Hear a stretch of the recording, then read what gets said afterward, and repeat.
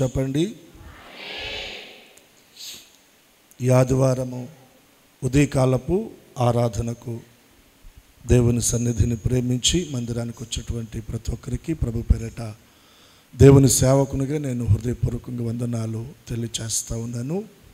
అలాగే లైవ్లో ఆరాధనలో పాలుపంపులు పొందుతున్నటువంటి ప్రియులందరికీ నేను దేవుని సేవకునిగా శుభాలు వందనాలు తెలియచేస్తూ ఉన్నాను. ఇంతవరకు మనం చక్కగా పాటల ద్వారా ప్రభువును స్తుతించి మనం ఆయన నామాన్ని మహిమపరిచాం. కొద్ది నిమిషాలు ప్రార్థనా పూర్వకంగా దేవుని మాటలు ఆసక్తి కలిగి వినడానికి మన మనసును దేవుని సన్నిధిలో మనం సిద్ధపరచుకుందాం. చిన్నపిల్లలు కలిగినటువంటి తల్లిదండ్రులు మీరు అన్నింద భావించకుండా మీ పిల్లలను మీకు దగ్గరగా మీ ఆధీనంలో వారిని మీరు ఉంచుకోవాలని నేను మీకు మనవి చేస్తూ ఉన్నాను. ఈ సమయంలో బైబిల్ తెరిచి మనం యోబు గ్రంథం 8వ అధ్యాయం, యోబు గ్రంథం 8వ అధ్యాయం 22వ వచన భాగం, యోబు గ్రంథం 8వ అధ్యాయం 22వ వచన భాగాన్ని మనం చదువుకుందాం. అయితే ఇంకను ఆయన, బైబిల్ కలిగిన ప్రతి ఒక్కరు కూడా మీరు బైబిల్ తెరిచి చూడండి. అయితే ఇంకను ఆయన నీకు నోటి నిండా నవ్వు కలుగజేయును, ప్రహర్షముతో నీ పెదవులను నింపును. ఈ వచన భాగాన్ని ప్రభు మనందరి వినికిడిలో దీవించును గాక. దేవుని సన్నిధిలో ఈ ఉదయకాలపు ఆరాధనలో దేవుని మాటలు మీతో పంచుకోవడానికి సిద్ధపడుతూ దేవుని దగ్గర ప్రార్థన చేసుకుంటూ ఉండగా ప్రభు నా ఆలోచన తలంపులోనికి తీసుకొచ్చినటువంటి మాట నేను మీ ఎదుటికి తీసుకొని వస్తూ ఉన్నాను.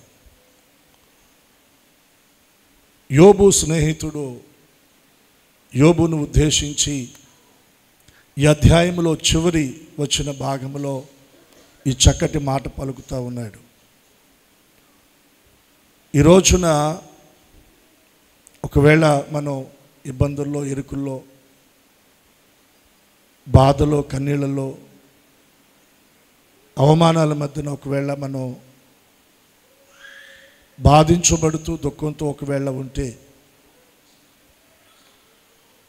ఈ వచన భాగంలో ఉన్నటువంటి మాట ద్వారా దేవుడు మనకు తెలియచేస్తూ ఉన్నాడు.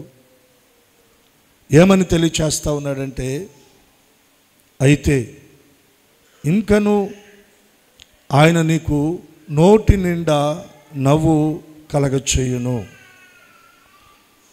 ఆయన నీకు నోటి నిండా నవ్వు కలగచేయును, ప్రహర్షముతో నీ పెదవులను నింపును. ప్రహర్షముతో నీ పెదవులను నింపును. మన నోటి నిండా ఆయన ఏం కలగ చేయబోతూ ఉన్నాడంటే నవ్వును కలగ చేయబోతూ ఉన్నాడు. కీర్తన గ్రంథంలో మనం గమనిస్తాం, సియోనునకు తిరిగి వచ్చినటువంటి ఇశ్రాయేలు ప్రజలు, బబులోను చెర నుండి తిరిగి వచ్చినటువంటి ఇశ్రాయేలు ప్రజలు దేవుని స్తుతిస్తూ వారు పలికినటువంటి మాట ఏంటంటే, ఆయన మన నోటి నిండా నవ్వు కలగ చేసెను. ఆయన మన నోటి నిండా నవ్వు కలగ చేసెను. మనము కలకనిన వారి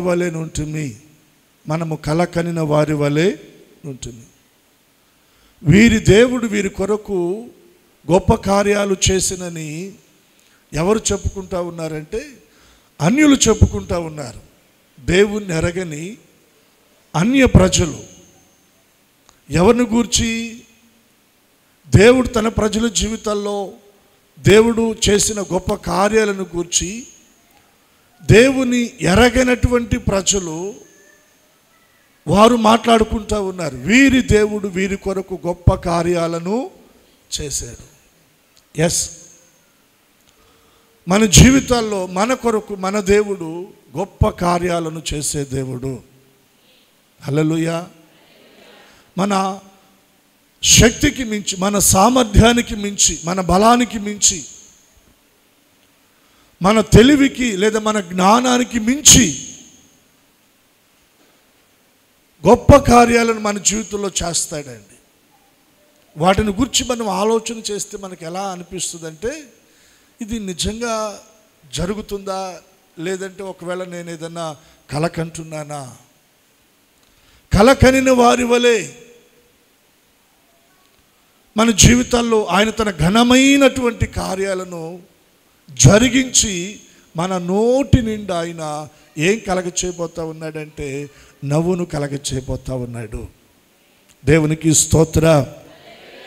ఈ ఆదివారం ఉదయకాలపు ఆరాధనలో పాలు పంపులు పొందిన ప్రియ దేవుని సంఘమా, నువ్వు ఏ విధమైన కన్నీళ్ళలో ఉన్నా నీ కన్నీళ్లను ఆయన తొడవబోతా ఉన్నాడు. నీ బాధలన్నిటి నుండి ఆయన నిన్ను విడిపించి నీకు ఒక నెమ్మదిని కలగచేయబోతా ఉన్నాడు. నీ మీదున్న అవమానము, నింద ఏదైతే ఉందో దానిని తొలగించి నిన్ను ఒక ఘనతాస్పదంగా ఆయన చేయబోతా ఉన్నాడు.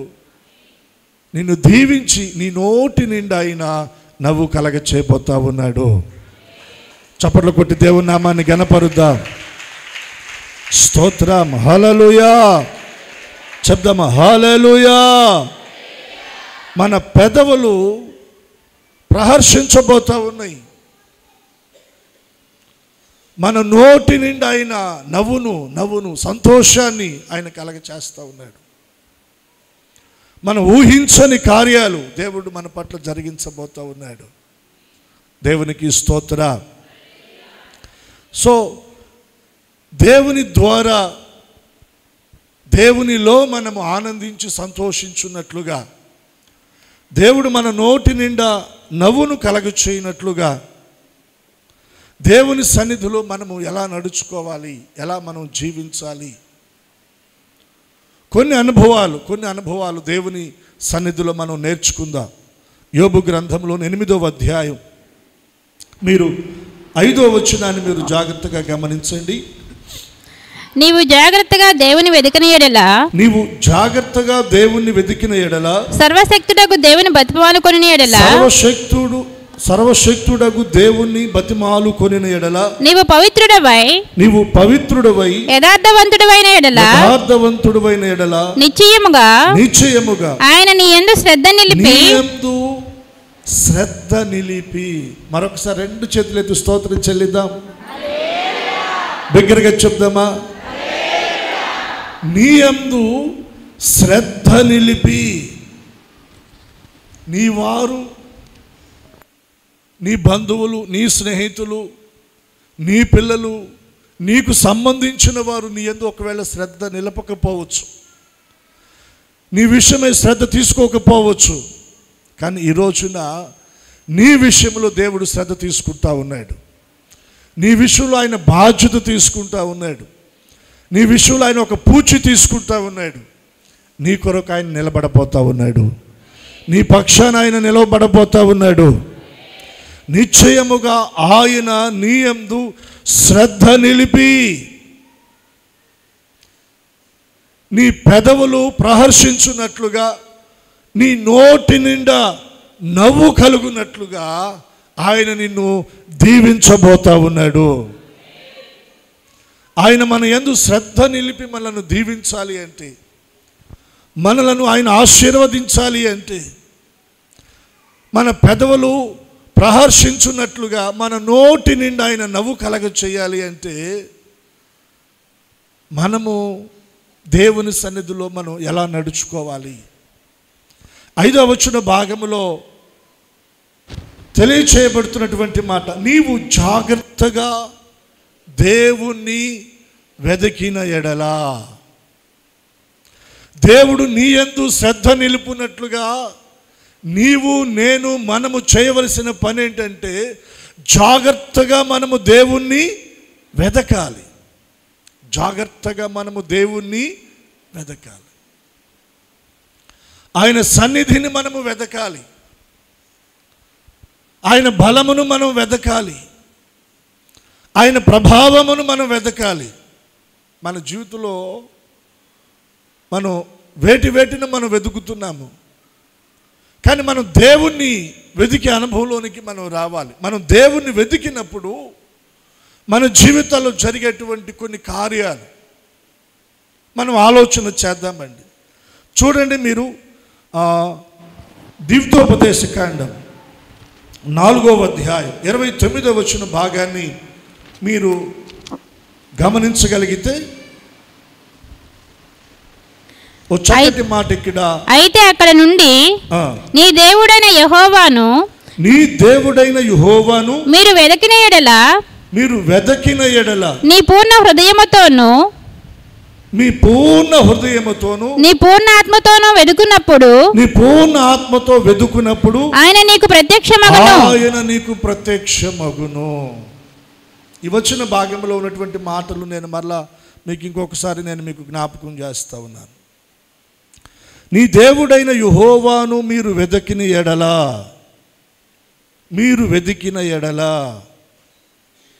ఎలా వెతకాలి? స్పష్టంగా తెలియచేస్తా ఉన్నాడు. నీ పూర్ణ హృదయముతోను నీ పూర్ణ ఆత్మతోను వెదికినప్పుడు ఆయన నీకు ప్రత్యక్షమవుతాడు. మనం దేవుణ్ణి వెదికేటప్పుడు మన పూర్ణ హృదయముతో మన పూర్ణ ఆత్మతో మనం దేవుణ్ణి వెతకాలి. మనం దేవుణ్ణి వెతికినప్పుడు ఆయన మనకు ప్రత్యక్షమవుతాడు. బైబిల్లో వ్రాయబడిన మాట నేను మీకు జ్ఞాపకం చేస్తున్నాను. వెదకుడి మీకు ఆయన మీకు దొరుకు కాలమందు మీరు ఆయనను వెదకుడి. యెహోవా మీకు దొరుకు కాలమునందు ఆయనను మీరు వెదకండి. ఆయన మనకు దొరికే కాలము, ఆయన కృప దొరికే కాలము, ఆయన మనకు ప్రత్యక్షమయ్యే కాలము. మనం ఆయనను వెదకగలిగితే, మనం ఆయనను వెదికితే ఆయన మనకు ప్రత్యక్షమవుతాడు. రెండు చేతులెత్తి దేవునికి మనం స్తోత్రం చెల్లిద్దాం. చూడండి, మొదటి దినవృత్తాంతాల గ్రంథం మనం చూద్దాం.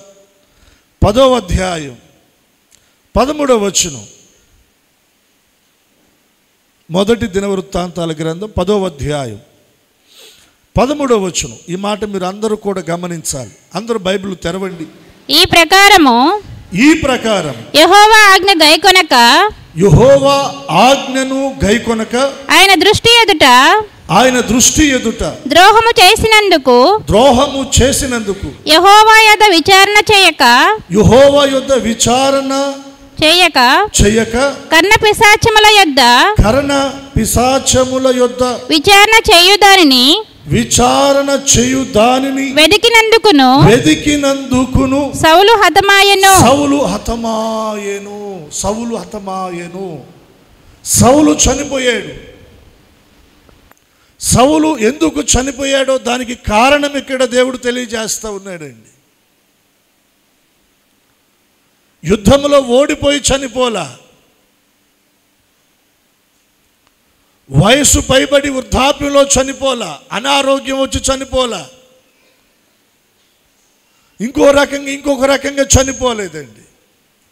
అతడు చనిపోవడానికి, అతని మరణానికి కారణమేంటో పరిశుద్ధాత్మ దేవుడు ఈ వచనంలో బహు స్పష్టంగా తెలియచేస్తూ ఉన్నాడు. ఈ ప్రకారము యెహోవా ఆజ్ఞను గైకొనక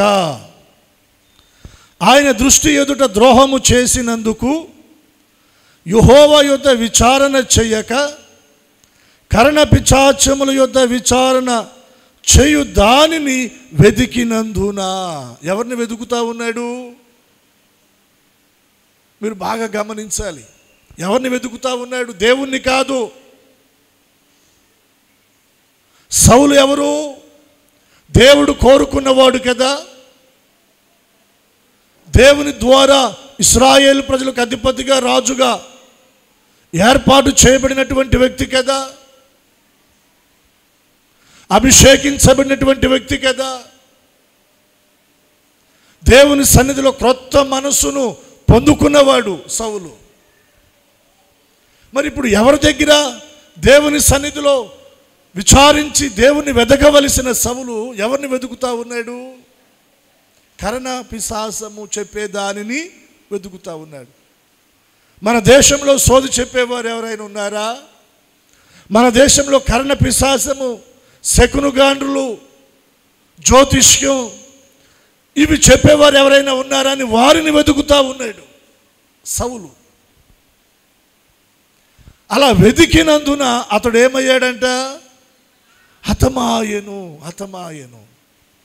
ఆ వచ్చిన భాగాన్ని నేను చదువుతాను, మీరు జాగ్రత్తగా గమనించండి.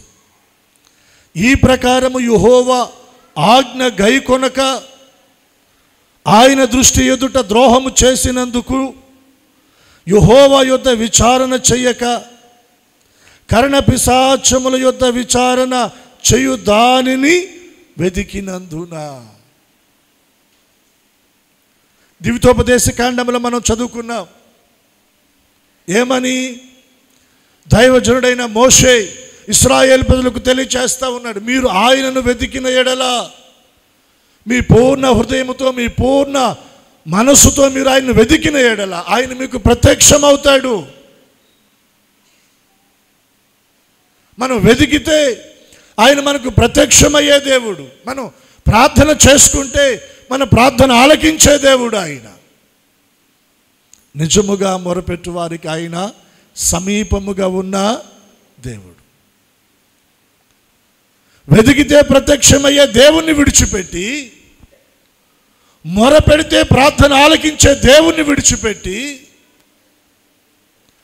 ఆ దేవుని సన్నిధిని వెతకకుండా ఎవరిని వెతుకుతా ఉన్నాడు సౌలు? కర్ణపిశాచము చెప్పే దానిని వెతుకుతా ఉన్నాడు. దాని దగ్గరికి వెళ్ళి అడుగుతా ఉన్నాడు, నేను యుద్ధానికి వెళితే యుద్ధంలో నేను జయిస్తానా, ఓడిపోతానా? నా రాజ్యం స్థిరపరచబడుతుందా? నా సింహాసనం స్థిరపరచబడుతుందా? రానటువంటి దినాల్లో నా భవిష్యత్తు ఎలా ఉంటుంది? నా ఫ్యూచర్ ఎలా ఉంటుంది? ఎవరి దగ్గర విచారిస్తూ వెతుకుతూ ఉన్నాడు? సౌలును ముందు పెట్టి దేవుడు మనల్ని హెచ్చరిస్తూ ఉన్నాడు. సౌలు అనుభవాలను దేవుడు మన ముందు పెట్టి మనల్ని హెచ్చరిస్తూ ఉన్నాడు. ఒకవేళ దేవుణ్ణి వెతకవలసిన మనము దేవుణ్ణి పక్కన పెట్టి ఒకవేళ మనం ఎవరిని వెతుకుతున్నాం? సోది చెప్పేవారినా, జ్యోతిష్కులనా, కర్ణపిశాచము చెప్పేవారినా, ఎవరిని మనం వెతుకుతున్నాం? ఎటువైపు మన ఆలోచన, ఎటువైపు మన మనస్సు వెళుతూ ఉంది?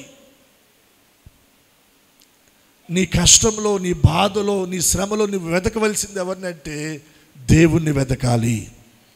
చూడండి, ఇదే మొదటి దినవృత్తాంతాల గ్రంథం 28వ అధ్యాయం 9వ వచనాన్ని కూడా మనం చూద్దాం. 9వ వచనాన్ని కూడా మనం చూద్దాం. 28:9. సొలొమోనా, నా కుమారుడా, నీ తండ్రి యొక్క దేవుడైన యెహోవా అందరి హృదయములను పరిశోధించువాడును. ఏంటంట? పరిశోధించువాడు ఆలోచనలన్నిటినీ సంకల్పములన్నిటినీ ఎరిగిన వాడునై ఉన్నాడు. నీవు ఆయనను తెలుసుకొని హృదయపూర్వకముగాను మనఃపూర్వకముగాను ఆయనను సేవించుము. ఆయనను వెదికిన ఎడల ఆయన నీకు ప్రత్యక్షమగును. నీవు ఆయనను విసర్జించిన ఎడల ఆయన నిన్ను నిత్యముగా త్రోసివేస్తాడు. ఒకవేళ నీవు ఆయన్ని విసర్జిస్తే ఆయన నిన్ను త్రోసివేస్తాడు. విసర్జించడం అంటే ఆయనను వెతకవలసినటువంటి మనం ఆయనను వెతకకుండా, ఆయన సన్నిధిని వెతకకుండా మనం సౌలు వలె చేస్తే మనం ఆయనను విసర్జించిన వారం అవుతామండి. దావీదు తన కుమారునికి చెప్తా ఉన్నాడు, తండ్రిగా, తల్లిగా మన బాధ్యత ఏంటో తెలుసా? మన పిల్లలకు దేవుని గురించి మనం చెప్పాలి. ఎవరి గురించి చెప్పాలి? దేవుని గురించి చెప్పాలి. దానికి మించిన జ్ఞానం ఈ లోకంలో ఇంకొకటి లేదండి.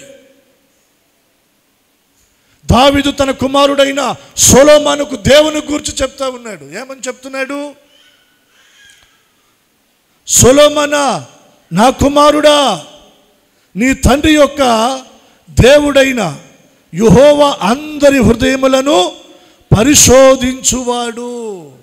అందరి హృదయాలను పరిశోధిస్తాడు. నా హృదయాన్ని పరిశోధిస్తాడు. ఇక్కడ కూర్చున్న మీ అందరి హృదయాలను కూడా ఆయన పరిశోధిస్తాడు. మీ హృదయాలు ఎవరిని వెతుకుతున్నాయో, నా హృదయం ఎవరిని వెతుకుతుందో ఆయన పరిశోధించేవాడు. ఆయన సొలొమోనుతో అంటా ఉన్నాడు, జాగ్రత్త, మనము సేవిస్తున్న దేవుడు మన ప్రభువు హృదయాలను పరిశోధించువాడు. మనం పై రూపాన్ని చూస్తాం, కానీ దేవుడు అంతరంగాన్ని చూస్తాడు. మనం పై రూపాన్ని చూస్తాం, దేవుడు హృదయాన్ని చూస్తాడు. మన హృదయంలో ఆయన పరిశోధించువాడు. ఆలోచనలన్నిటినీ కూడా ఆయన ఎరిగినవాడంట. యెహోవా అందరి హృదయములను పరిశోధించువాడు, ఆలోచనలన్నిటినీ సంకల్పములన్నిటినీ కూడా ఎరిగినవాడై ఉన్నాడు. నీవు ఆయనను తెలుసుకొని హృదయపూర్వకముగాను మనవపూర్వకముగాను ఆయనను సేవించుము. ఆయనను వెతికిన ఎడల ఆయన నీకు ప్రత్యక్షమగును. నువ్వు ఆయన్ని వెతికితే ఆయన నీకు ప్రత్యక్షమవుతాడు. దైవజనుడైన మోషే అంటున్నాడు, ఆయన్ని వెతికితే ఆయన నీకు ప్రత్యక్షమవుతాడు. దావీదు అంటున్నాడు, నీవు ఆయన్ని వెతికితే ఆయన నీకు ప్రత్యక్షమవుతాడు. నీకు ప్రత్యక్షమయ్యే దేవుణ్ణి విడిచిపెట్టి నువ్వు శకును గాండ్రు దగ్గరికి వెళుతున్నావా? సోది చెప్పేవారి దగ్గరికి వెళ్తా ఉన్నావా? కర్ణ పిశాచము చెప్పేవారి దగ్గరికి వెళ్తా ఉన్నావా? ఎవరిని వెతుకుతున్నావు నీవు?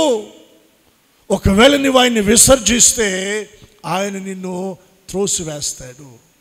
సౌలును దేవుడు త్రోసివేశాడండి, పక్కకు నెట్టివేశాడు. దేవుడు అన్నాడు దావీదుతోటి, సౌలుకు నేను నా కృపను దూరం చేశాను, నాయనా దావీదా నీకు నా కృప నేను దూరము చేయి. దేవుని ద్వారా త్రోసివేయబడినటువంటి వ్యక్తుల జీవితాలు ఎంత భయానకరమైనటువంటి ఆ శాపాన్ని వారు అనుభవించారో దేవుని లేఖనాల్లో మనం చూడగలమండి. ఎందుకు ఆయన మనల్ని త్రోసివేస్తాడంటే, మనం ఆయనను విసర్జిస్తే, ఆయన సన్నిధిని, ఆయన వాక్యాన్ని, ఆయనను మనం త్రోసివేస్తే, ఆయనను మనం విసర్జిస్తే ఆయన కూడా మనల్ని పక్కన పెట్టేస్తాడు. రెండు చేతులే దేవునికి మనం స్తోత్రం చెల్లిద్దాం, చెప్దామా హల్లెలూయా. చూడండి, 2వ దినవృత్తాంతాల గ్రంథం 15వ అధ్యాయం 4వ వచనాన్ని మనం చూద్దాం. 2వ దినవృత్తాంతాల గ్రంథం, తమ శ్రమయందు వారు ఇశ్రాయేలీల దేవుడైన యెహోవా యొద్దకు మల్లుకొని ఆయనను వెతికినప్పుడు ఆయన వారికి ప్రత్యక్షం ఆయన చప్పట్లు కొడదాం.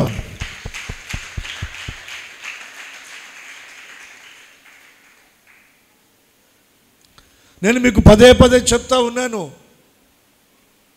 మనం ఆయన్ని వెతికితే ఆయన మనకు ప్రత్యక్షం అవుతాడు. మనం ఆయన సన్నిధిలో మోకరిల్లి ప్రార్థన చేసుకుంటే ఆయన మన ప్రార్థన ఆలకిస్తాడు. ఆయన మనకు ప్రత్యుత్తరం ఇచ్చే దేవుడు అండి. ఏలయనగా మనం ఆయనకు మొరపెట్టున్నప్పుడల్లా మన దేవుడైన యెహోవా మనకు సమీపముగా ఉన్నట్లుగా ఏ గొప్ప జనానికి ఏ దేవుడున్నాడు? ప్రపంచ దేశాల్లో మీరు సర్వే చేసి తెలుసుకోండి, విచారించి మీరు తెలుసుకోండి, ఏ గొప్ప జనానికి ఏ దేవుడు ఉన్నాడు. మనము ఆయనకు మొరపెట్టున్నప్పుడు ఆయన మనకు సమీపముగా ఉన్నట్లుగా. నిజమే కదా? ప్రార్థించున్నప్పుడల్లా ఆయన మనకు ఎక్కడున్నాడు చెప్పండి? దగ్గరగా ఉన్నాడు, దగ్గరగా ఉన్నాడండి. పక్షిరాజు తన పిల్లలను తన రెక్కల మీద మోసినట్లుగా ఆయన తన రెక్కల మీద ఆయన మనలను మోస్తూ ఉన్నాడు. మన భారాలను ఆయన భరిస్తున్నాడు. మన మీద ఆయన శ్రద్ధ నిలుపుతూ ఉన్నాడు. మన మీద ఆయన శ్రద్ధ నిలిపి మన విషయమై పూచి తీసుకుంటా ఉన్నాడు. మనం ఆయనను వెతకాలి. మన శ్రమలో మనం ఆయనను వెతకాలి. ఏమంటున్నాడు ఇక్కడ దైవజనుడు? 2వ దినవృత్తాంతాల గ్రంథం మీరు చూడండి, 15వ అధ్యాయం 4వ వచనం అంటున్నాడు, తమ శ్రమయందు వారు ఇశ్రాయేలు దేవుడైన యెహోవా యొద్దకు మళ్ళుకొని ఆయనను వెతికినప్పుడు ఆయన వారికి ప్రత్యక్షమాయెను. ఆయన వారికి 6వ వచనం, దేవుడు జనములను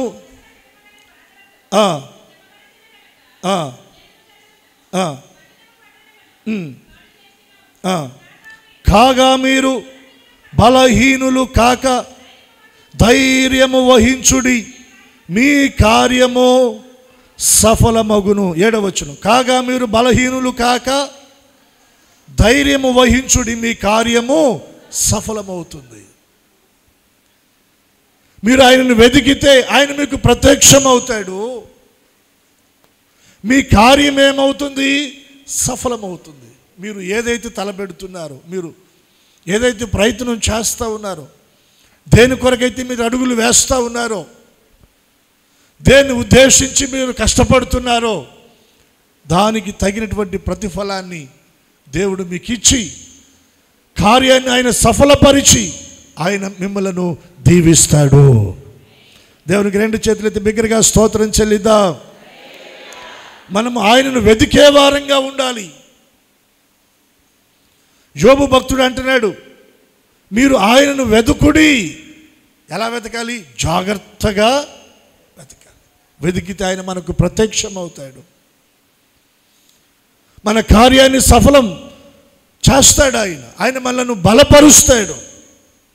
ఆయన మనల్ని ధైర్యపరుస్తాడు. ఆయన మనల్ని నడిపిస్తాడండి. చూడండి, ఇర్మియా గ్రంథం 29వ అధ్యాయం 13వ వచనం కూడా ఒక మాట నేను జ్ఞాపకం చేసి మనం ముందుకు నడిపించబడదాం. మీరు నన్ను వెతికిన యెడల, మీరు నన్ను వెతికిన యెడల పూర్ణ మనస్సుతో నన్ను గూర్చి విచారణ చేయునెడల, విచారణ చేసిన యెడల మీరు నన్ను కనుగొందురు. మీరు నన్ను కనుగొందురు. ఆయన మాయమైపోయే దేవుడు కాదండి. ఆయన మనం కనుగొనగలం. ఆయన మనకి కనబడతాడు. తన ప్రత్యక్షతను ఆయన మనకి కనపరుస్తాడు. ఆయన ముఖ దర్శనాన్ని మనం చేయగలం. ఆయన సన్నిధి మనం అనుభవించగలం. అందుకనే దావీదు భక్తుడు 63వ కీర్తనలు అంటాడు, దేవా నా దేవుడవు నీవే, వేకువనే నేను నిన్ను వెతుకుతును, నీ బలమును నీ ప్రభావమును చూడవలెనని నీ పరిశుద్ధ ఆలయమునందు నేను ఎంతో ఆశతో, ఉదయకాలం ఆశతో ఆయన పరిశుద్ధ ఆలయమునందు ఆయన తట్టు తిరిగి, ఆయన తట్టు మళ్ళుకొని, ఆయన వైపు చూస్తూ కనిపెట్టుకున్న వారిని ఆయన తన బలముతో నింపబోతా ఉన్నాడు. తన ప్రభావంతో వారిని నింపబోతా ఉన్నాడు. మన కుటుంబాలు ఆయన మహిమతో నింపబడబోతా ఉన్నాయి. మనం ఆయన వెతకాలి. వెతికితే ఆయన మనకు ప్రత్యక్షం అవుతాడు. వెతికితే ఆయన మనం కనుగొనగలం. వెతికితే ఆయన బలాన్ని మనము చూడగలం. ఆయన ప్రభావాన్ని మనం చూడగలమండి. జాగ్రత్తగా వెతకమంటున్నాడు. రెండవదిగా మనం చూస్తాం, యోబు గ్రంథం 8వ అధ్యాయం 5వ వచన భాగాన్ని మనం మరలా గమనిద్దాం. నువ్వు జాగ్రత్తగా దేవుని వెతికిన యెడల సర్వశక్తుడగు దేవుణ్ణి బతిమాలుకొనిన యెడల. ఎవరిని బతిమాలుకోవాలి మనం? చెప్పండి అందరూ కొంచెం గట్టిగా. ఒక్కోసారి మన అవసరతను బట్టి, అక్కని బట్టి, మనం ఎదుర్కొంటున్న ఇబ్బందిని బట్టి కొందరు దగ్గరికి వెళ్ళి మనం వాళ్ళ చేతులు పట్టుకొని, కొందరు మాట్లాడే మాట ఎలా ఉంటుందంటే, ఇవి చేతులు కాదు అనుకోండి అంటారు. చేతులు పట్టుకొని చేతులు కాదనుకోండి అంటే దాన్ని వెనక వాళ్ళ ఉద్దేశం ఏంటి? కాళ్ళు పట్టుకోలేక మేము నీ చేతులు పట్టుకుని బ్రతిమలాడుతున్నాం. ఇదిగో నాకు ఈ కష్టం వచ్చింది, ఈ బాధ వచ్చింది, నాకు నువ్వు సహాయం చేయాలి, నన్ను ఆదుకోవాలన్నట్టుగా మనుషులను బ్రతిమలాడేవారు ఉన్నారండి. కానీ ఇక్కడ దేవుని వాక్యం అంటా ఉంది, సర్వశక్తుడకు దేవుని నీవు బ్రతిమలాడుకోవాలి. ఒకటి, మనం ఆయన జాగ్రత్తగా వెతకాలి. రెండవది ఏం చేయాలి? మనం సర్వశక్తుడకు దేవుణ్ణి మనము బతిమాలుకోవాలి. చాతావా? మనకి మన జీవితంలో మనం ఎదుర్కొనే ఆ ఇబ్బంది, ఇరుకు, బాధ, సమస్యను బట్టి మనం మనుషుల దగ్గర కాదండి, దేవుని దగ్గరికి వెళ్ళి మనం బతిమాలుకోవాలి. నేను మీకు కొన్ని రిఫరెన్స్లు ఇస్తాను, మీరు జాగ్రత్తగా మీరు గమనించగలిగింది. చూడండి, యోవేలు గ్రంథం 1వ అధ్యాయం 14వ వచనంలో మనం చూస్తాం, దేవుడు ఇక్కడ తన ప్రజలను హెచ్చరిస్తూ ఉన్నాడు. ఏమని హెచ్చరిస్తున్నాడో మనం చూద్దాం. యోవేలు గ్రంథం 1వ అధ్యాయం. ఉపవాస దినమును ప్రతిష్ఠించుడి, వ్రత దినమును ఏర్పరచండి, యెహోవాను బతిమాలుకొనుటకు పెద్దలను దేశములోని జనులందరినీ మీ దేవుడైన యెహోవా మందిరములో సమకూర్చుడి. ఎవరెవరిని సమకూర్చాలి?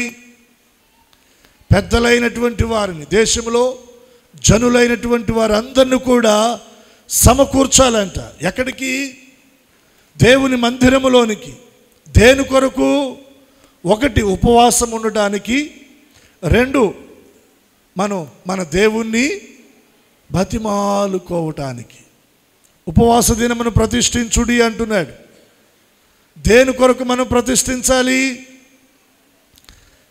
చక్కగా అక్కడ వ్రాయబడినటువంటి మాట ఏంటంటే, చూడండి, యెహోవాను బతిమాలుకొనుటకై పెద్దలను దేశంలోని జనులందరినీ మీ దేవుడైన యెహోవా మందిరములోనికి సమకూర్చుడి. ఏంది వీరికి వచ్చిన కష్టం? ఏంది వీరికి వచ్చిన బాధ? 1వ అధ్యాయం మీరు 4వ వచనాన్ని మీరు చదివితే అక్కడ గొంగళి పురుగులు విడిచిన దానిని మిడతలు తినివేసి ఉన్నవి, మిడతలు విడిచిన దానిని పసల పురుగులు తినివేసి ఉన్నవి, పసల పురుగులు విడిచిన దానిని చీడ పురుగులు తినివేసి ఉన్నవి. మత్తులారా మేలుకొని కన్నీరు విడవండి. అర్థం కావటంలా? ఇంకా అర్థం కావటంలా? ఏం జరుగుతుంది? గొంగలి పురుగులు విడిచిన దాన్ని మిడతలు వచ్చి తినేస్తూ ఉన్నాయి. మిడతలు ఏదో కొద్దిగా బ్యాలెన్స్ వదిలిపెడితే వెంటనే పసర పురుగులు వచ్చి వాటిని తినేస్తూ ఉన్నాయి. పసర పురుగులు తినివేయగా మిగిలిన దానిని చీడ పురుగులు వచ్చి తినేస్తూ ఉన్నాయి.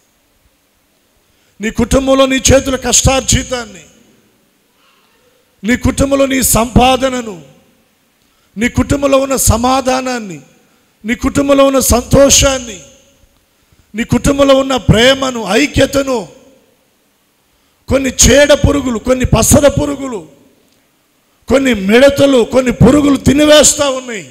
నీకు అర్థం కావటంలా?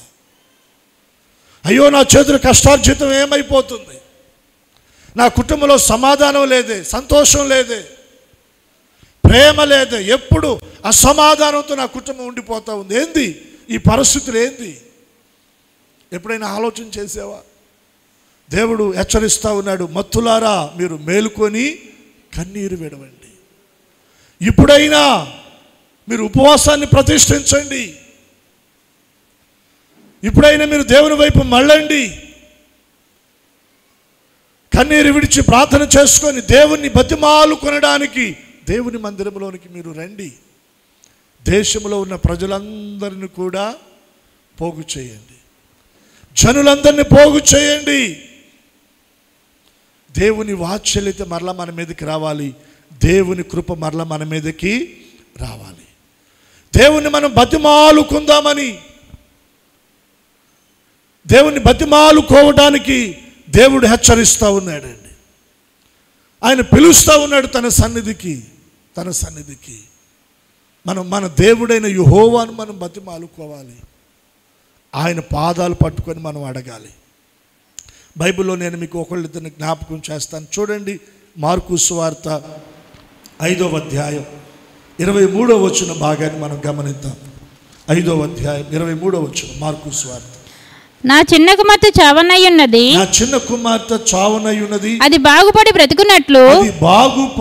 బ్రతుకున్నట్లు నీవు వచ్చి దాని మీద నీ చేతులు ఉంచవలనని ఆయనను మిగుల బ్రతిమాలు కొనగా, ఆయనను మిగుల బతిమాలు కొనెను. అర్థమైందా మీకు? 23వ వచనం 5వ అధ్యాయం. నా చిన్న కుమార్తె చావనై ఉన్నది, నా కుమార్తె చావనై ఉన్నది. 22వ వచనాన్ని కూడా మనం చదివితే, ఆయన సముద్ర తీరమునుండగా సమాజ మందిరపు అధికారులలో యాయీర్ అని ఒకడు వచ్చి, ఒక అధికారి వచ్చి ఆయనను చూచి ఆయన పాదముల మీద పడి, ఎవరైనా ఒక అధికారి ఎవరు పాదాల మీద పడ్డాడు? యేసయ్య పాదాల మీద పడ్డాడు. ఎవరి కోసం? తన కుమార్తె కోసం. తన కుమార్తెకు జబ్బు చేసింది, చావునై ఉంది, చావు బ్రతుకుల మధ్యన ఉంది. చాలా ప్రయత్నాలు చేశాను, చాలా హాస్పిటల్కి వెళ్ళాను, చాలా డాక్టర్లకు చూపెట్టాను, చాలా రకాల మందులు వాడాను, ప్రయోజనం లేదు. నా బిడ్డ చావనై ఉంది, నా బిడ్డ బ్రతుకున్నట్లుగా ఒక్కసారి మా గృహాన్ని దర్శించు. ఒక్కసారి నా బిడ్డను, అయ్యా మీరు తాకండి, నీ చెయ్యి నా బిడ్డ మీద ఉంచయ్యా, నా బిడ్డ బాగుపడుతుంది. ఒక అధికారి యేసయ్య పాదాల మీద పడి బ్రతిమలాడుతున్నాడండి. మనం గమనించాలి, తాను కలిగి ఉన్న అధికారాన్ని బట్టి దేవుని దగ్గర ఆయన పాదాల మీద పడి బ్రతిమలాడుకోవడానికి అధికారాన్ని బట్టి వచ్చే అహం ఎక్కడ కూడా తనలో కనపడలేదండి. హల్లెలూయా. ఒకవేళ దేవుడు మనకు ఒక మంచి స్థితి, ఒక మంచి పొజిషన్ ఇస్తే దాన్ని బట్టి మనం ఎప్పుడు కూడా గర్వించకూడదు, దాన్ని బట్టి ఎప్పుడు కూడా మనం అతిశయించకూడదు. దేవునికి స్తోత్రం. అతిశయించకూడదండి. మనల్ని మనం తగ్గించుకొని ఆయన పాదాల దగ్గరికి రావాలా. తన కుమార్తె కోసమై తండ్రి ఒక అధికారి ఉన్నప్పటికీ కూడా ఎవరి దగ్గరికి వచ్చాడంటే ప్రభు దగ్గరికి వచ్చి ఆయన పాదాల మీద పడిపోయి ఏం చేస్తూ ఉన్నాడు? బ్రతిమలాడుతున్నాడంట. చూడండి 23వ వచనంలో, నా చిన్న కుమార్తె చావునై ఉన్నది, అది బాగుపడి బ్రతుకున్నట్లు నీవు వచ్చి దాని మీద నీ చేతులు ఉంచవలనని ఆయనను మిగుల బతిమాలు కొనగా. 24వ వచనం, ఆయన అతనితో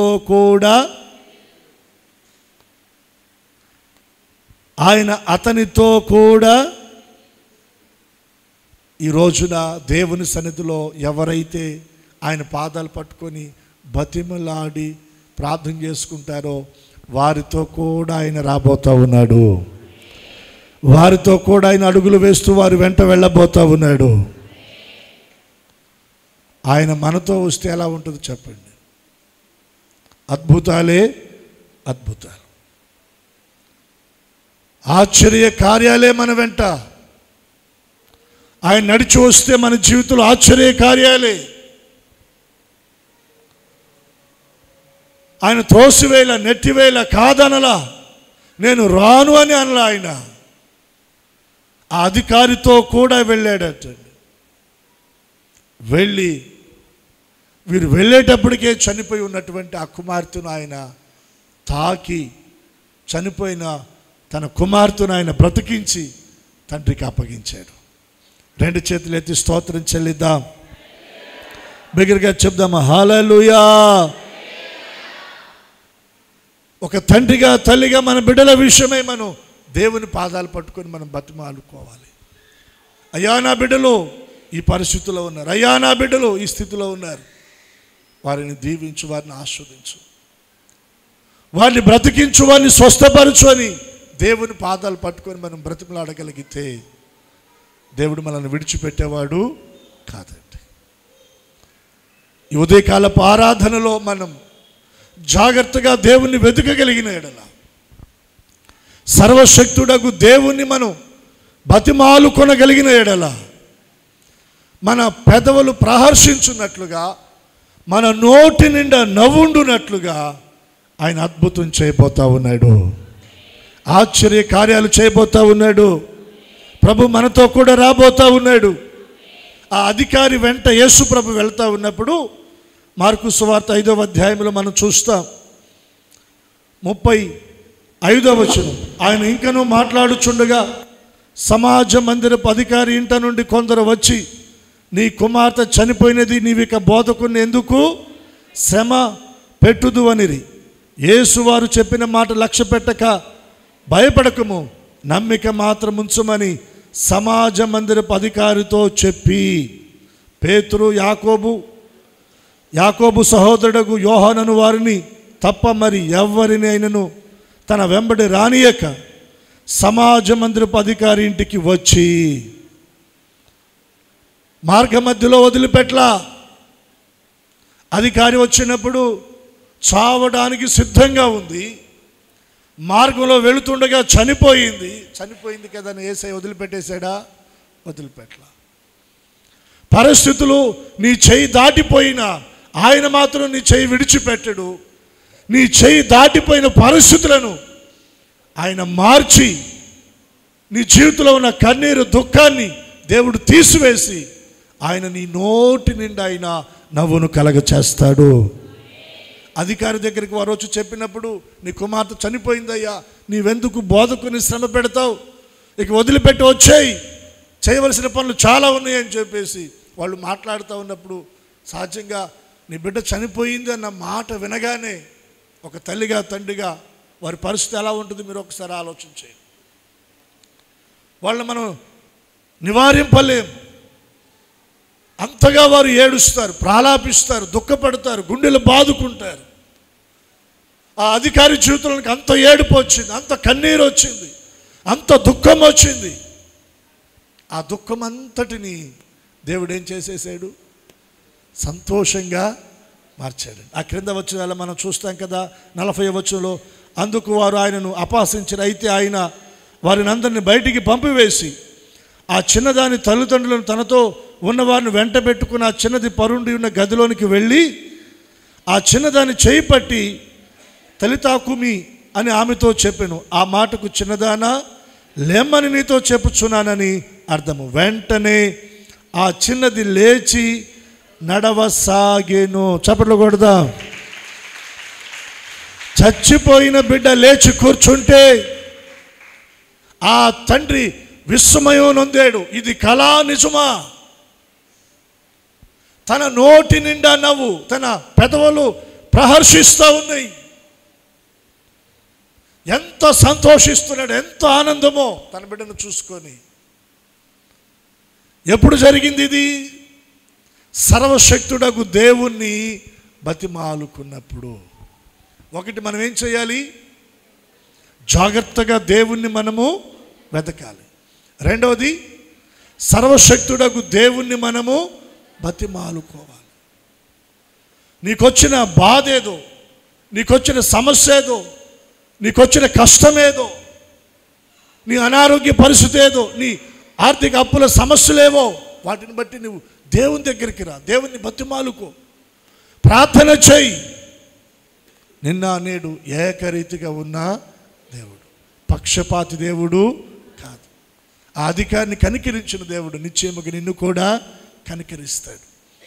ఆ అధికారి జీవితంలో ఉన్న దుఃఖాన్ని తీసివేసి తన నోటి నిండా నవ్వు పెట్టిన దేవుడు మన జీవితాల్లో కూడా మన నోటి నిండా ఆయన నవ్వును పెడతాడు. దేవునికి ఒకసారి 2 చేతులు ఎత్తి స్తోత్రం చెల్లిద్దాం. బిగ్గరగా చెప్దాము, హల్లెలూయా. మరలా మనం యోబు గ్రంథం 8వ అధ్యాయం 6వ వచన భాగంలోనికి వద్దాం. నీవు పవిత్రుడువై యథార్థవంతుడువైన ఎడల, మూడవది ఏంటి? యథార్థవంతుడువైన ఎడల నిశ్చయముగా ఆయన నీ యందు శ్రద్ధ నిలుపుతాడు.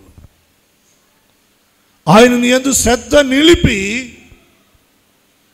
నీ నోటి నిండా నవ్వును కలగ చేయనట్లుగా, నీ పెదవులు ప్రహర్షించున్నట్లుగా, ఒక అద్భుతాన్ని ప్రభు చేయనట్లుగా మన జీవితంలో మనం ఏం కలిగి ఉండాలంటే యథార్థతను మనము కలిగి ఉండాలండి.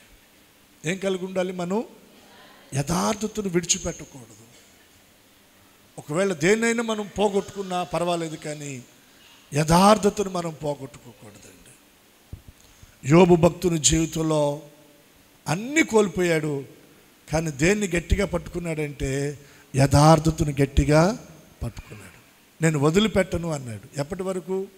మరణము వరకు నేను నా యథార్థతను విడిచిపెట్టను అన్నాడండి. నేను నా యథార్థతను విడిచిపెట్టను అన్నాడు. యోబు భార్య వచ్చి యోబుతో మాట్లాడిన మాట కూడా ఏంటో తెలుసా? ఇంకను నీవు యథార్థతను వదలకయుందువా? యథార్థతను వదిలిపెట్టాయి, యథార్థతలో నుండి బయటికి రా, బోలెడు సంపాదించుకోవచ్చు. యథార్థతలో నుండి బయటికి రా, ఎన్నో రకాల లోక సంబంధమైన ఆశలు, భోగాలు అనుభవించవచ్చు. దేవుడు దేవుడని యథార్థతని, ఇదిగో చూడు ఎంత నష్టపోయావు, ఎన్ని బాధలకు గురయ్యావు. అయితే యోబు ఏమంటాడు తెలుసా? 6 కాదు 7 బాధలు కలిగిన వాటన్నిటిలో నుండి ఆయన నన్ను బయటికి తీసుకొని వస్తాడు. చూస్తారా మాట మీరు? 5వ అధ్యాయం 19వ వచనాన్ని చూడండి. 6 బాధల్లో నుండి ఆయన నిన్ను విడిపించును, 7 బాధలు కలిగిన నీకు ఏ కీడు కలగదు. 2 చేతులెత్తి స్తోత్రం చెల్లేదా? 6 బాధల్లో ఉన్నావా? యథార్థతను బట్టి ఒకవేళ నీ జీవితంలో నువ్వు బాధను అనుభవిస్తున్నావా? 6 బాధలు ఒకవేళ నీ జీవితంలో ఉన్న 6 రకాల బాధల్లో నుండి ఆయన నిన్ను బయటికి తీసుకొస్తాడు. 7 బాధలు కలిగి ఉన్న ఏ కీడు నీకు తగలదు, ఏ కీడు నీకు తగలదు. చూడండి ఏమంటున్నాడో, క్షామకాలమున మరణము నుండి, యుద్ధమున ఖడ్గ బలము నుండి ఆయన నిన్ను, క్షామకాలం అంటే కరువు, మరణము నుండి అంటే ప్రాణాపాయ పరిస్థితి, యుద్ధమున ఖడ్గ బలము నుండి ఆయన ఏం చేస్తాడంట? కరువులో నిన్ను రక్షిస్తాడు, కరువులో నుండి ఆయన నిన్ను తప్పిస్తాడు. యుద్ధ దినమున ఖడ్గ బలము, ప్రాణాపాయ పరిస్థితుల నుండి ఆయన నిన్ను తప్పిస్తాడు. ఎప్పుడు అంటే మనం ఏం కలిగి ఉండాలి? యథార్థతను కలిగి ఉండాలండి. మన యథార్థతను గురించి మనం సాక్ష్యం చెప్పుకోవడం కాదు, కానీ మన యథార్థతను గురించి ఎవరు సాక్ష్యం చెప్పాలో తెలుసా? దేవుడు సాక్ష్యం చెప్పాలి. హల్లెలూయా. మందిరములో ఉన్నప్పుడు ఒక రకంగా, మందిరము దాటి బయటికి వెళ్ళిన తర్వాత ఒక రకంగా మనం ఉండకూడదు. ఇంటిలో ఉన్నప్పుడు ఒక రకంగా, ఇంటి నుండి బయటికి వెళ్ళినప్పుడు ఒక రకంగా మనం ఉండకూడదు. మనసులో ఒక రకంగా, బయట ఒక రకంగా మనం ఉండకూడదండి. మన అంతరంగంలో, మన హృదయంలో, మన మనసులో, మన మాటల్లో దేవుడు ఏం చూడాలంటే యథార్థతను దేవుడు చూడాలి. యథార్థత కొరకు మనం దేవుని దగ్గర మనం ప్రార్థన చేసుకోవాలి. నేను యథార్థంగా జీవించడానికి కావలసిన ఆ కృప నాకు నీవు ఇవ్వయ్యా. యథార్థతలో నేను నిలబడాలి, యథార్థంగా నేను బ్రతకాలి, యథార్థంగా మీ సన్నిధిలో నేను కనబడాలి ప్రభు అని మనం ప్రార్థన చేసుకోవాలి. పరిస్థితులు ఎలా ఉన్నా యథార్థతను మనం విడిచిపెట్టకూడదండి. దేవునికి ఒకసారి 2 చేతులు ఎత్తి స్తోత్రం చెల్లిద్దాం, చెప్దామా? హల్లెలూయా. యథార్థవంతులకు దేవుడు చీకటిలో వెలుగును పుట్టిస్తాడంట. యథార్థవంతుల దీపము ఆరిపోదంటండి. భక్తిహీనుల దీపం ఆరిపోతుంది, కానీ యథార్థవంతుల దీపము ఆరిపోదు. యథార్థవంతుల మార్గము రాజమార్గం అంట. ఏ మార్గం అది? రాజమార్గం. దేవుడు మనలను రాజమార్గంలో నడిపిస్తాడు ఆయన. ఈ రోజున మన నోటి నిండా దేవుడు నవ్వు కలగచేయనట్లుగా, మన పెదవులు ప్రహర్షించున్నట్లుగా, దేవుడు మన మీద శ్రద్ధ నిలిపి మన జీవితంలో అద్భుతాన్ని జరిగించున్నట్లుగా, యథార్థమైన మనస్సును కలిగి యథార్థంగా మనం ప్రవర్తించగలిగితే యథార్థవంతులకు ఆయన ఏ మేలు చెయ్యక మానడు. నీకు మేలు చేస్తాడు, నీ హృదయాన్ని ఆయన తృప్తిపరుస్తాడు. అట్టి కృప ఇక్కడ చేరిన మనందరికీ ప్రభు అనుగ్రహించునుగాక. ఆమేన్. అందరూ తలలు వంచండి, కళ్ళు మూయండి. కొద్ది సమయం మనం ప్రార్థన చేసుకుందాం. ఇది ప్రార్థనా సమయం. దయచేసి ఎవరు అటు ఇటు మీరు లేచి వెళ్ళే ప్రయత్నం చేయమాకండి. పరిశుద్ధాత్మ దేవుని యొక్క ప్రసన్నత, ఆయన సన్నిధి మన మధ్యన ఉంది. పరిశుద్ధాత్మ దేవుడు మన మధ్యన సంచరిస్తూ ఉన్నాడు. విన్న వాక్యాన్ని హృదయంలో నెమరవేసుకుంటూ, మన హృదయంలో విన్న దేవుని మాటలు భద్రపరుచుకుంటూ, మన నోటి నిండా ఆయన నవ్వు కలగ చేయనట్లు, మన పెదవులు ప్రహర్షించున్నట్లుగా మనం జాగ్రత్తగా దేవుణ్ణి వెతకాలి. సర్వశక్తుడగు దేవుణ్ణి మనం బ్రతిమలాడుకోవాలి. పవిత్రత కలిగి యథార్థమైన ప్రవర్తన కలిగిన వారమై ఆయన సన్నిధిలో మనం నడుచుకోవాలి. ఆయన సన్నిధిలో మనం నడుచుకోవాలి. ఆయన మన మీద శ్రద్ధ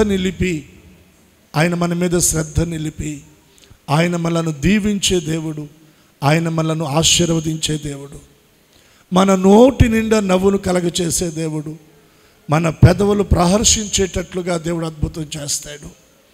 కల కనిన వారి వలె ఆయన మనను చేయబోతా ఉన్నాడు.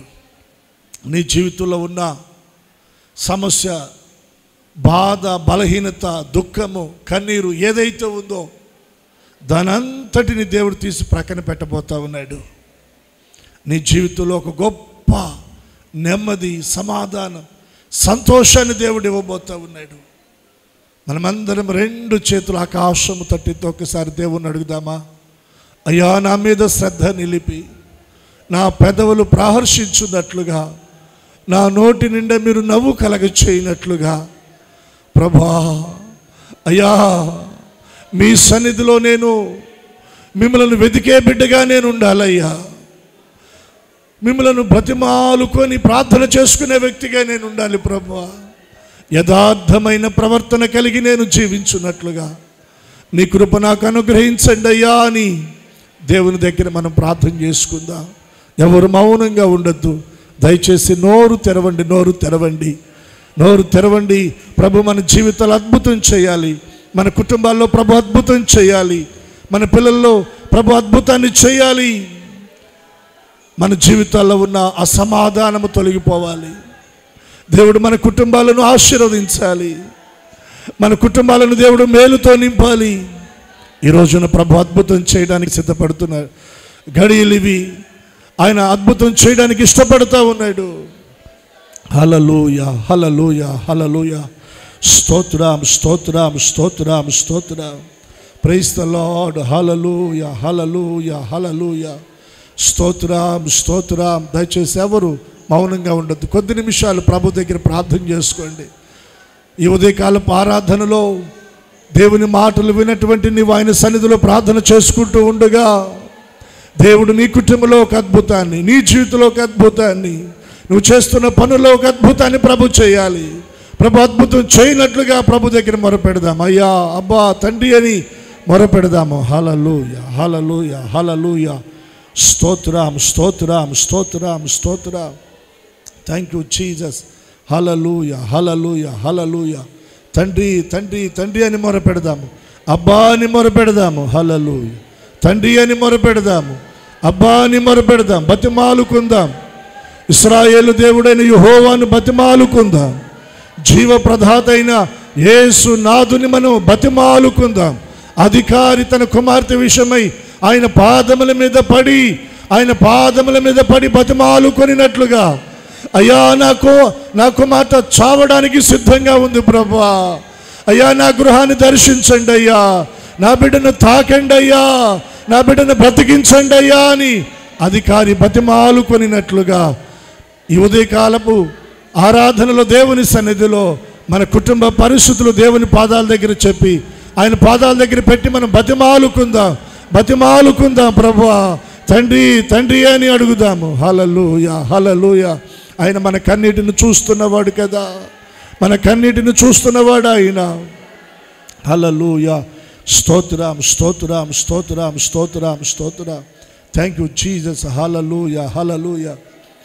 స్తోత్రం స్తోత్రం స్తోత్రం స్తోత్రం. హల్లెలూయా హల్లెలూయా హల్లెలూయా హల్లెలూయా. తండ్రి నాయనా తండ్రి,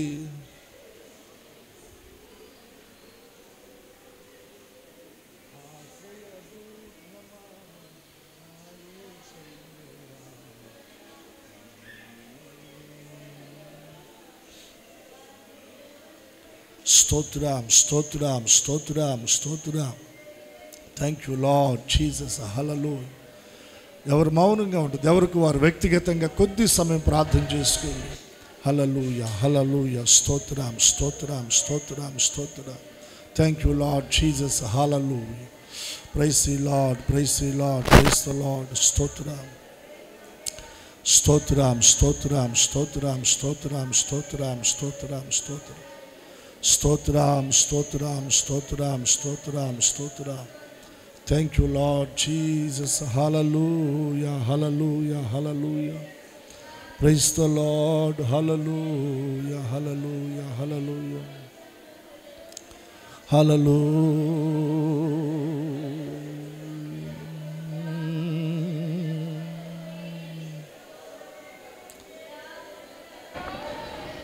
స్తోత్రం.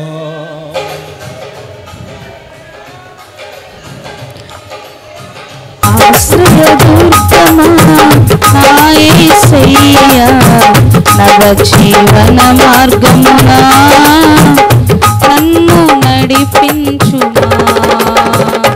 ఆశ్రయదుర్గమా నా యేసయ్యా, నవ జీవన మార్గమునా నన్ను నడిపించుమా.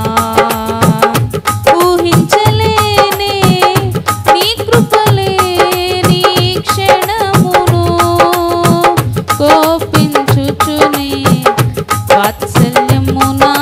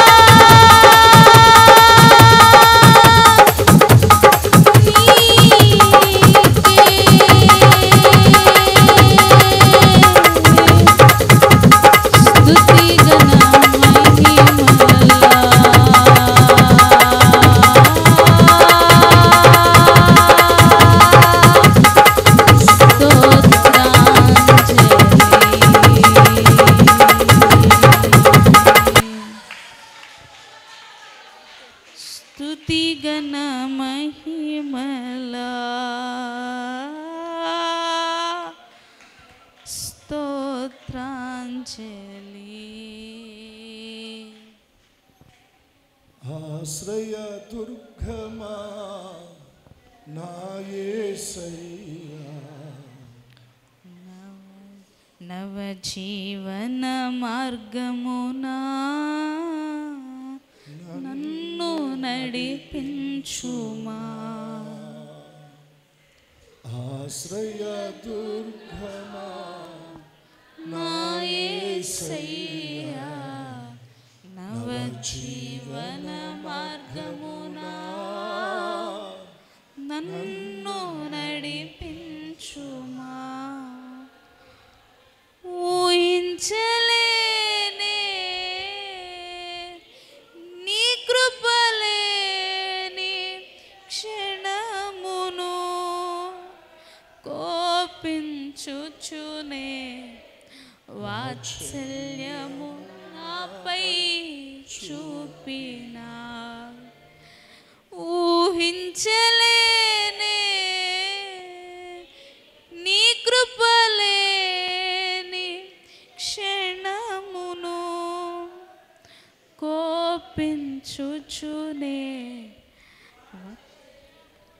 నాపై చూపినావే. ఊహించలేనయ్యా నీ కృపలేని క్షణం. మీరు మమ్మల్ని త్రోసివేస్తే మా జీవితాలు అగోచరం. నీ కృప లేకపోతే మా బ్రతుకు అంధకారమేనయ్యా. నిన్ను వెతికే వారముగా, మిమ్మలను బతిమాలుకునే వారముగా, మీ సన్నిధిలో యథార్థమైన హృదయాన్ని కలిగిన ఆయన జీవించేవారగా మాకు కృపను గ్రహించండి నాయన, కృపను గ్రహించండి. పరిశుద్ధత అంటే మీకు వందనాలు. ఈ దినాన్ని మీరు మాతో మాట్లాడిన ప్రతి మాట మా హృదయాల్లో ఫలభరితంగా చేయండి. ప్రతి మాట మీ రక్తము చేత మా గుండెల్లో ముద్రించండి అయ్యా. జాగ్రత్తగా మిమ్మల్ని వెదికే అనుభవం, మిమ్మల్ని బతిమాలుకునే అనుభవం, యథార్థమైన ప్రవర్తన కలిగి జీవించే అనుభవం మీ సన్నిధిలో మేము కలిగి ముందుకు కొనసాగించబడడానికి కృప చూపండి. మందిరంలో నిలిచిన ఒక్కొక్కరి మీద మీరు శ్రద్ధ నిలుపుదురుగాక.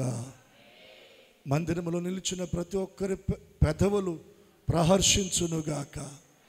ప్రతి ఒక్కరి నోటి నిండా నవ్వుండునుగాక, నవ్వుండునుగాక. దుఃఖము, కన్నీరు, నిందలు, అవమానాలు, అసమాధాన పరిస్థితులు యేసు నామములో కొట్టివేయబడునుగాక. కుటుంబాలను మీరు దీవించి ఆశీర్వదించండి. మీ సన్నిధిలో నిలిచిన ప్రతి ఒక్కరిని మీరు బలపరచండి. మహిమ పొందమని యేసు నామమున ప్రార్థించి అడుగుచున్నాము తండ్రి. చెప్దాం ఆమేన్.